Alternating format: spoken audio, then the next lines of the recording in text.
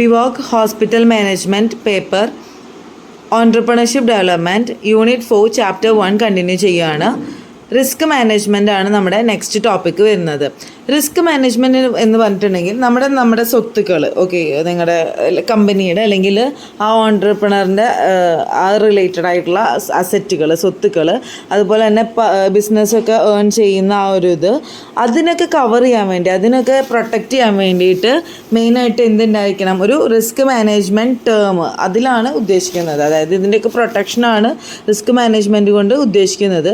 അത് ഇപ്പോൾ insurance management അല്ലാണ്ട് തന്നെ ഇത് രണ്ടും എന്താണ്, ചെറിയ ചെറിയ വേരിയേഷനിലാണ് രണ്ടിലും വ്യത്യാസങ്ങളുള്ളൂ. പക്ഷേ രണ്ടും ഏകദേശം സെയിം തന്നെ എന്നാണ് പറയുന്നത്.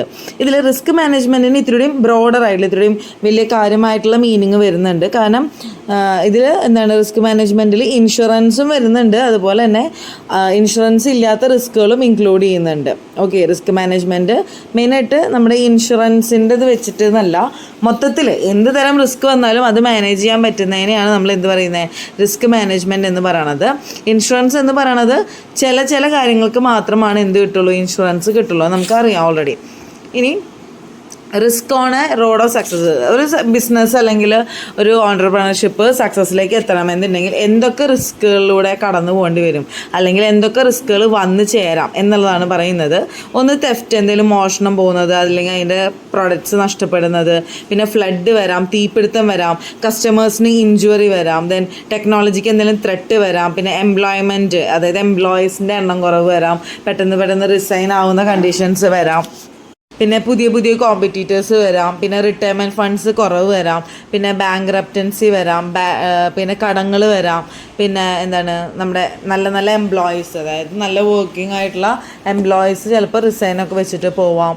അതുപോലെ പ്രോസ്പെരിറ്റി, ഇതൊക്കെയാണ് മെയിനായിട്ട് വരുന്ന. പ്രോസ്പെരിറ്റി എന്ന് പറയുന്നത് എത്തിച്ചേരുന്ന ആ ഒരു പോയിൻ്റാണ് കേട്ടോ, സ്റ്റാർട്ടിൽ നിന്ന്.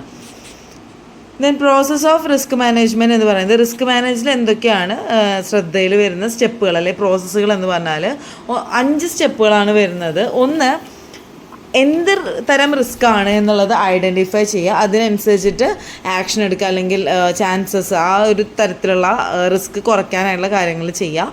പിന്നെ ആ റിസ്കിനെ ഇവാലുവേറ്റ് ചെയ്യുക, എങ്ങനെയാണിത് വന്നത്, ആ ഒരു പ്രശ്നം എന്തുകൊണ്ട് വന്നു എന്നുള്ള കാര്യങ്ങളൊക്കെ നല്ല രീതിക്ക് എന്ത് ചെയ്യണം, അറിയണം.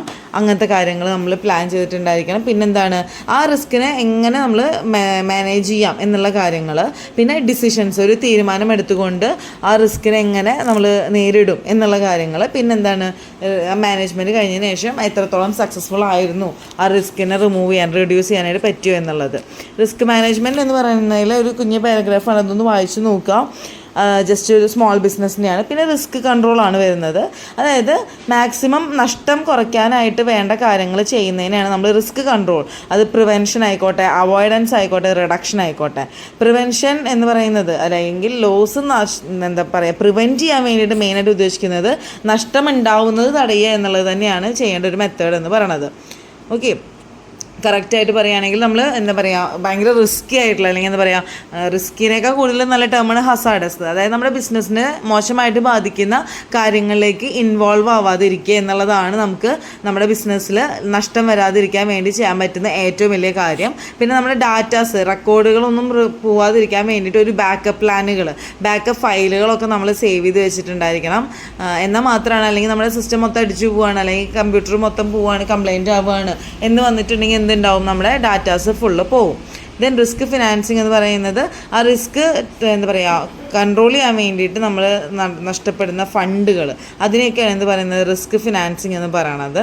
ഇൻഷുറൻസ് എടുക്കുക, അങ്ങനത്തെ കാര്യങ്ങളൊക്കെയാണ് മെയിനായിട്ട് ഉദ്ദേശിക്കുന്നത്. അപ്പോൾ ഇത്രയാണ് നിങ്ങളുടെ യൂണിറ്റ് 4 ചാപ്റ്റർ 1 വരുന്നത്. Thank you.